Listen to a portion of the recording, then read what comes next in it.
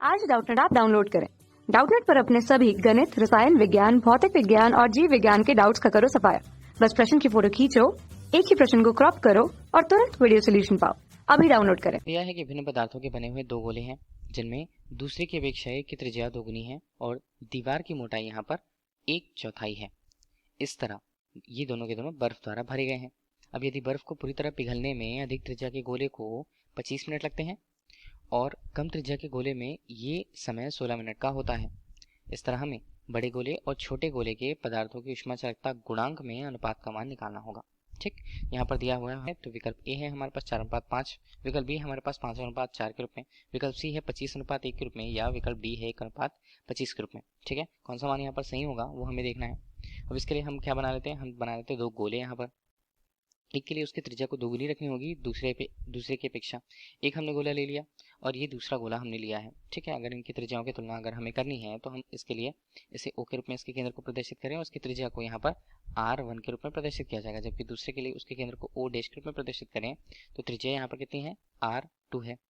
एक यहाँ पर बना R1 और एक बना यहाँ पर R2 के रूप में। तो पहला और दूसरा गोला हमें मिल गया है। दोनों के लिए अगर उसकी तुलना भी कर दे, जैसा प्रश्न में दिया है कि दोगुनी है, तो हम यहाँ पर बता सकते हैं कि पहले की जो दूसरे की अपेक्षा पहले की जो त्रिज्या है वो दोगुनी है। ठीक है, तो हमने इसे 2R2 के रूप में लिख लिया।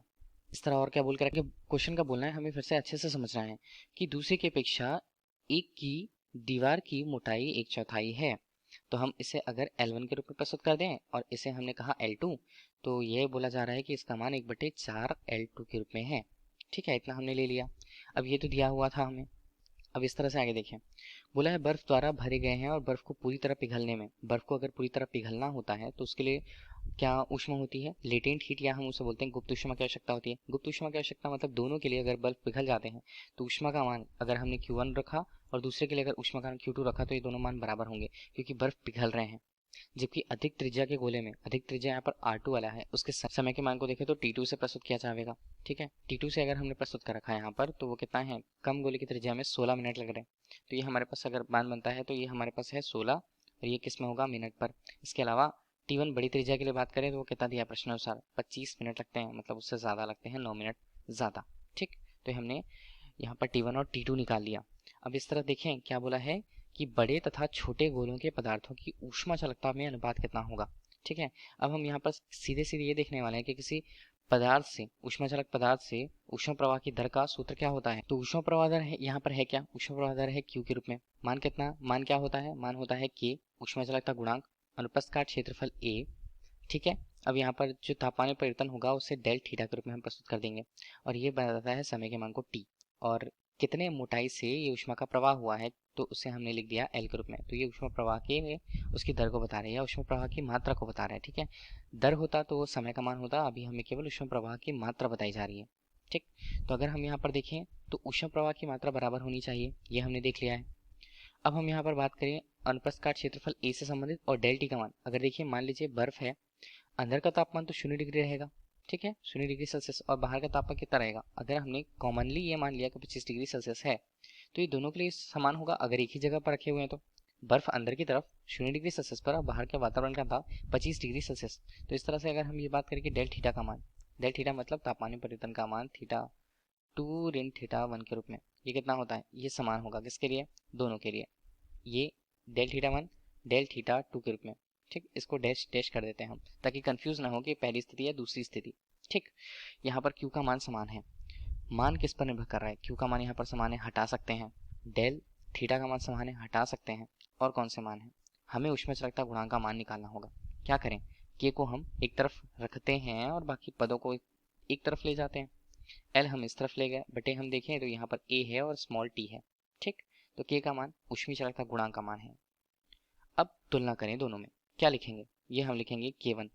ठीक है, K1 का मान और नीचे लिखेंगे यहाँ पर K2, ये इन पर ही तो निर्भर कर रहा है ना। तो ये L1 हमने लिखा और ये हमारे पास है A1 और ये बनता है T1, और इस तरह से लिखें तो ये L2 और यहाँ पर मान बनता है A2 और T2 के रूप में। ठीक, ये है हमारे पास इतने मान।